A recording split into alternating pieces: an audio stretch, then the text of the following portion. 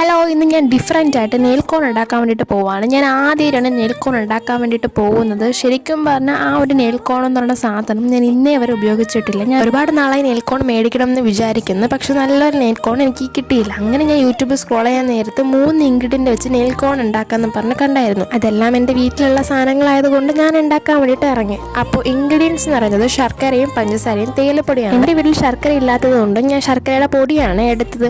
അങ്ങനെ ഇത് മൂന്നും ഒരേ ക്വാണ്ടിറ്റിയിലെടുത്ത് നമ്മൾ മിക്സ് ചെയ്യണം. ഞാൻ എല്ലാം ഒരു സ്പൂണിലാണ് എടുത്തേക്കുന്നത്. അതെല്ലാം മിക്സ് ചെയ്യണം. ചെറിയ സ്പൂൺ ആയതുകൊണ്ട് 2 സ്പൂണാക്കിയാണ് ഇട്ടിരിക്കുന്നത്. അളവെന്ന് പറയുമ്പോൾ 1 ടീസ്പൂണാണ്. അങ്ങനെ ഇതെല്ലാം കൂടെ ചേർത്ത് നല്ല രീതിയിൽ മിക്സ് ചെയ്യണം. ഇതെല്ലാം മിക്സ് ചെയ്യുമ്പോൾ പോലും എൻ്റെ മനസ്സിലുണ്ടാകുന്നത് ഫ്ലോപ്പ് ആവും എന്നാലും ട്രൈ ചെയ്യാമല്ലോ എന്ന് കരുതിയിട്ട് ഞാൻ ഇറങ്ങിയതാണ്.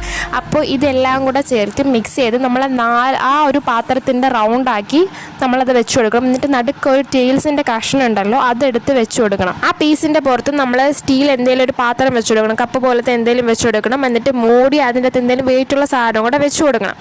സോ ഇത്രയും കറക്റ്റായിട്ട് ചെയ്തിട്ടുണ്ടായിരുന്നു. സംഭവം അതിനകത്ത് വരേണ്ടിയിരുന്ന വെള്ളം വന്നില്ല. എന്തായാലും ഇത് ഫ്ലോപ്പ് ആണെന്ന് കണ്ടപ്പോൾ മനസ്സിലായല്ലോ. വെള്ളം കിട്ടാത്ത സ്ഥിതിക്ക് നമുക്കത് കിട്ടിയിട്ടില്ല. അതിൻ്റെ സൈഡിലൊക്കെ ഉണ്ടായിരുന്നു ചെറുതായിട്ടൊക്കെ, അത് കിട്ടിയിട്ട് കാര്യമില്ലല്ലോ. സോ ഇത്രയേ ഉള്ളൂ. ബൈ.